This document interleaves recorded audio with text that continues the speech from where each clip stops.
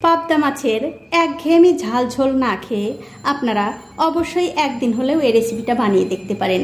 খেতে কিন্তু ভীষণ ভালো হয় আর বানানো তো একেবারে সোজা।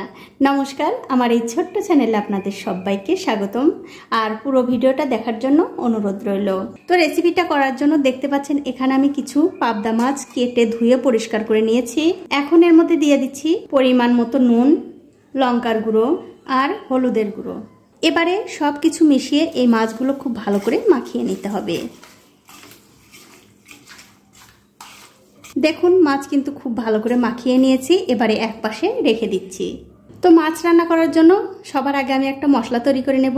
একটা মিক্সিং জারে দিয়ে দিচ্ছি একটুখানি ফ্রেশ নারকেল কোড়া, 3-4টে কাঁচা লঙ্কা, সামান্য একটু আদা, এখানে আছে 1 চামচ কালো সর্ষে আর কটা কাজু বাদাম, দিয়ে দিচ্ছি 1.5 চামচ তিল।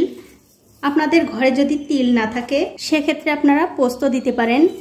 আর দিয়ে দিচ্ছি 2 চামচ সাদা সর্ষে আর দিয়ে দিলাম একটু নুন। সবশেষে দিয়ে দেবো এর মধ্যে একটু জল।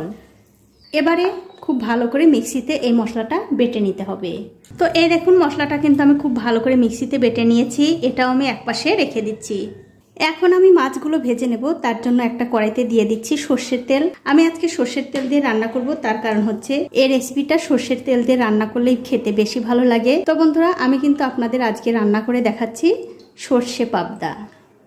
দেখুন তেল কিন্তু খুব ভালোভাবে গরম হয়ে গেছে। এখন আমি মাছগুলো দিয়ে ভেজে নেব। কিছুক্ষণ পর যখন দেখবেন এক দিকটা হয়ে গেছে তখন অন্য দিকটা উল্টে দিতে হবে। আর বন্ধুরা এই পাবদা মাছ কিন্তু খুব একটা বেশি ভাজার দরকার নেই, হালকা ভেজেই তুলে নিতে হবে। তো দেখুন মাছগুলো কিন্তু আমি ভালো করে ভেজে নিয়েছি, এবারে তুলে নিচ্ছি। আর ওই একই রকমভাবে সবগুলো মাছ ভেজে নিতে হবে। সবগুলো মাছ কিন্তু আমি ভেজে তুলে নিয়েছি। এবারে ফোড়নের জন্য দিয়ে দিচ্ছি 3 টুকরা দারচিনি আর একটা শুকনো লঙ্কা। তেলের সঙ্গে এই মশলা দুটো সামান্য একটু ভেজে নিয়ে এর মধ্যে দিয়ে দিচ্ছি আগে থেকে করে রাখা সেই মশলা। তারপর মিক্সির বাটিটা ধুয়ে সামান্য একটু জল দিয়ে দিলাম। এবারে সব কিছু ভালো করে মিশিয়ে 2 থেকে 3 মিনিট আমি কষিয়ে নেব। দেখুন মশলা কিন্তু আমি 2-3 মিনিট সময় ধরে খুব ভালো করে কষিয়ে নিয়েছি। এখন এর মধ্যে দিয়ে দিচ্ছি স্বাদ মতো নুন। যেহেতু বন্ধুরা নুনটা আমি আগেও দিয়েছি তার জন্য কিন্তু অবশ্যই একটু বুঝে দেবেন। দিয়ে দিলাম 1/2 চামচ হলুদের গুঁড়ো, 2 চামচ লঙ্কার গুঁড়ো আর এই সর্ষে বাটার কালারটা যাতে সুন্দর হয় তার জন্য দিয়ে দিলাম 1 চামচ কাশ্মীরি লঙ্কার গুঁড়ো। এবারে সব কিছু মিশিয়ে আবারও খুব ভালো করে কষিয়ে নিতে হবে। তবে বন্ধুরা এর মধ্যে কিন্তু আর এক্সট্রা কোনো মশলা দেওয়ার দরকার নেই, এই অল্প কটা মশলা দিয়েই কিন্তু এই রান্নাটা হয়ে যাবে। এবারে এই মশলাটা আমি সব কিছু মিশিয়ে আরও 2 মিনিট মতো কষিয়ে নেব। দেখুন মশলাটা কিন্তু আমি আরও 2 মিনিট মতো খুব ভালো করে কষিয়ে নিয়েছি। দেখতেই পাচ্ছেন মশলা থেকে কিন্তু তেল ছাড়তে শুরু করেছে। এবারে গ্যাসের ফ্লেমটা বাড়িয়ে দিয়ে এর মধ্যে দিয়ে দিচ্ছি গরম জল।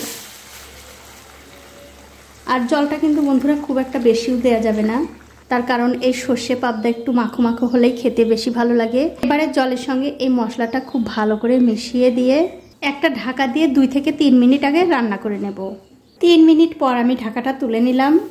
তুলে নিয়ে এর মধ্যে দিয়ে দিচ্ছি আগে থেকে ভেজে রাখা সেই মাছগুলো দিয়ে দেবার পর আবারও খুব ভালো করে এই ঝোলের সঙ্গে মাছগুলো মিশিয়ে দিয়ে একটা ঢাকা দিয়ে 7 মিনিট এই তরকারিটা আমি রান্না করে নেব। ঠিক 7 মিনিট পর আমি ঢাকাটা তুলে নিচ্ছি। তুলে নিয়ে এর মধ্যে দিয়ে দিলাম কটা কাঁচা লঙ্কা। তারপর খুব হালকা হাতে একটু নাড়াচাড়া করে দেব। আর দেখতেই পাচ্ছেন বন্ধুরা ঝোলটা কিন্তু অনেকটা শুকিয়ে গেছে, এর চেয়ে কিন্তু বেশি শুকানো যাবে না। তার কারণ হচ্ছে এই তরকারিটা যখন ঠান্ডা হবে তখন কিন্তু এই গ্রেভিটা অনেকটা ঘন হয়ে যাবে। এবারে গ্যাসের ফ্লেমটা বন্ধ করে দিয়ে আপনাদের একটু পরিবেশন করেও দেখাচ্ছি কেমন হয়েছে। দেখুন কত সুন্দর হয়েছে। আমরা যেমন বিয়েবাড়ির সর্ষে পাবদা খাই ঠিক সেই রকমই কিন্তু লাগছে। তো বন্ধুরা আমার আজকের এই পাবদা মাছের রেসিপিটা আপনাদের কেমন লেগেছে? যদি ভালো লেগেই থাকে অবশ্যই একটা লাইক, কমেন্ট আর শেয়ার করতে ভুলবেন না।